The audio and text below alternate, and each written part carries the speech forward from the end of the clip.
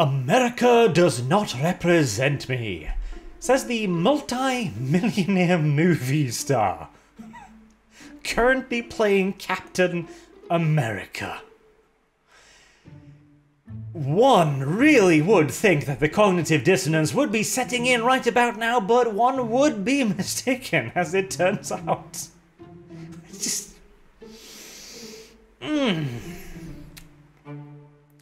Okay, so this is the interview right here. Anthony Mackie is talking to Variety, and I will say this in his defense right off the bat. You speak to the audience that is in front of you, and Variety represents a very specific audience, but the idea that a man whose net worth is $8 million, one of the most famous actors on the planet, currently playing one of the most famous superheroes on the planet, can be like, yes, America never represented me, never gave me nothing. Man, you are like the embodiment of the American dream. Come the hell on. Alright, so let's look at this a little bit, shall we? Here, this is of course in reference to Falcon and the Winter Soldier, a TV show so terminally deprived of a plot or a point as to not even really deserve the designation of a TV show. An obfuscating smokescreen, perhaps, would be a more accurate term. That awful TV show. Awful, awful, awful. It feels more like a vessel for mumbo-jumbled political like half of it feels right-wing, half of it feels left-wing. I mean, you've got the Flag Smashers, which are murderous, thieving terrorists, and no question about it, being portrayed in the most positive and optimistic light imaginable, whilst blowing up banks, stealing shit, and killing people, whilst the heroes are like, I don't know, should we really be pursuing the murderers? Yes, yes, you should. Anywho. Don't get me started on that. Don't. I worked so long in this business, and I've done so many things that I felt were not appreciated or overlooked, or things that were not considered to be worthy of promotion. And this is like my first promotion, says the man whose first movie role was in 8 Miles, back in 2002, when Eminem was God.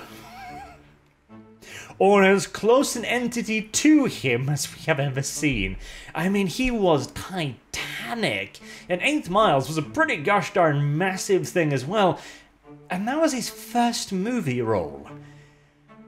I feel like you've had some promotions before, Mr. Falcon. But hey, value is in the eye of the beholder, I guess. If your first role is indeed in 8 Miles, maybe everything else seems somewhat piddly to you, who knows? The idea of being Captain America was something that I never fathomed, or because it was so far-fetched. I want to be in comic book movies so I could be the guy in Spider-Man that goes, "It's Spider-Man." That was as far as my ambitions could take me in the universe. Again, says the Falcon. And here's the big one. Like his character, Sam Wilson initially declines to become Captain America on the show. Mackie says that those limitations and his own ambitions were connected directly to his experiences as a black man in the United States. Quote, the fear of representing a country who doesn't represent you, was something that's not only unfathomable, but hard to overcome. Again, the multi-millionaire movie star is saying this. Captain America is saying this, This reminds me of the race grifter character in Sam and Bucky's Magical Nonsensical Adventures, who stands there in front of Sam, in front of Captain America, and goes, "Oh, you damn, don't you understand that those people, they would never allow a black man to be Captain America?" As no one objects, not a single solitary soul objects to him becoming Captain America. In fact, Sam originally refuses the honor, not because because he's a black man, because he feels he's not worthy of the honor of becoming Captain America. That has nothing to do with his race, and I want to point out as well, this is one of the accolades that I do have for Sam and Bucky's gangbangaroogies across the globe in 100 days. Sam does not play the race card up until the last episode, one of the last scenes, and that disappointed me too. A last scene, in one of the last scenes, he's standing in front of a politician and going like, "You must do better, Mr. Politician," and the politician's like, "Bro, I'm dealing with a humanitarian catastrophe that affected 50% of all the people on the globe. I'm trying. Do you have any advice, suggestions? What would you do?" And Sam just goes like, "I don't know. That's your job.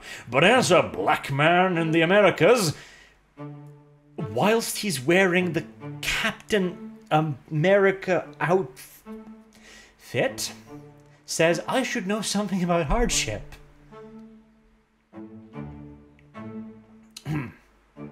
But again, up until that point, even the infamous scene where the two cops come over and he's like, "Mr. Black Man, are you bothering that white man?" Which is totally realistic to happen in the US, assuredly.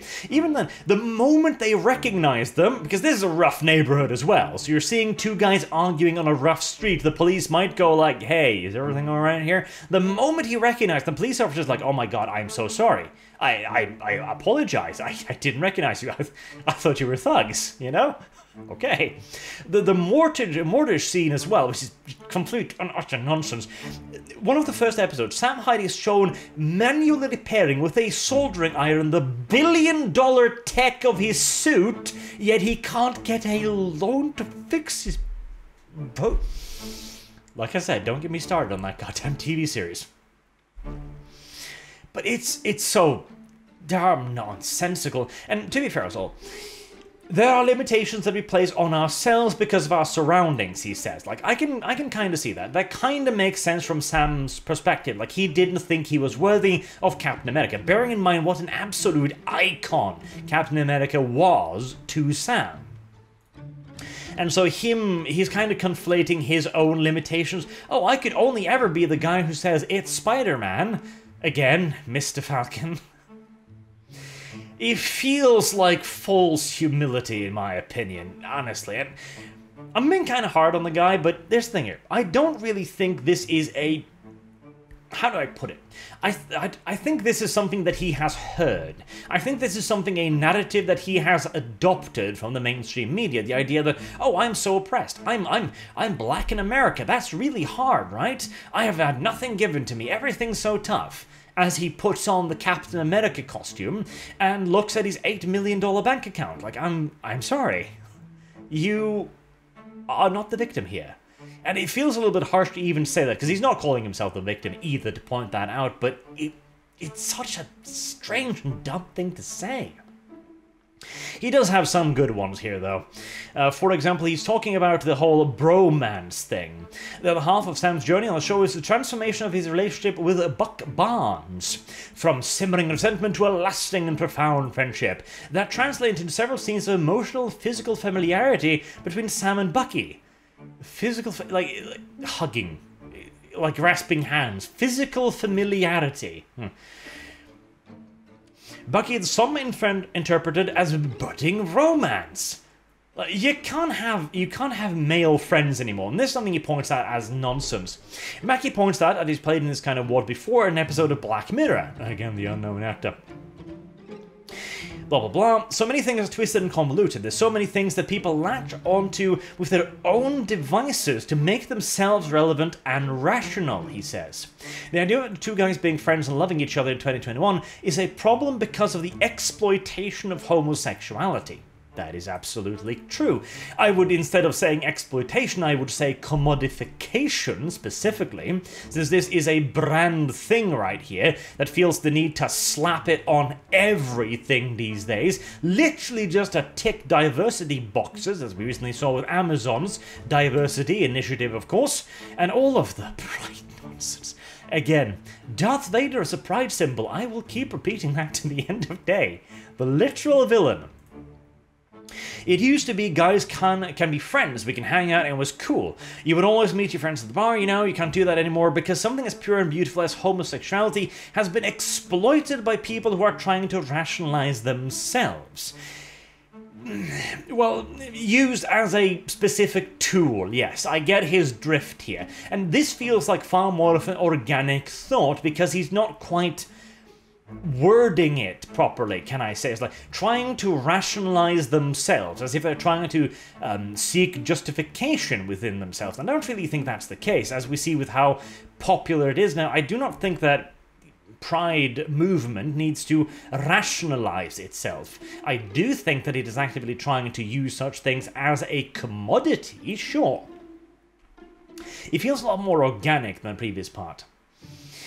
When Sam and Bucky will continue their adventures together is unclear. Marvel Studio hasn't announced the second season of The Falcon and Winter Soldier, but head writer Malcolm Spellman is working on a screenplay for a fourth Captain America, which apparently he learned about from a dude at the grocery store.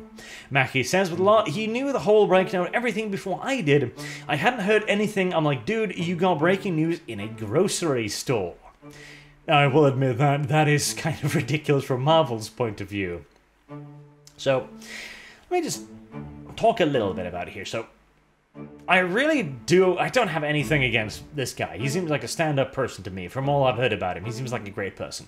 And he feels like he is regurgitating the party line, almost. Again, he is a multi-millionaire, super famous actor who is playing Captain America, and yet in an interview, he sits there like, oh yes, America is not very representative of me.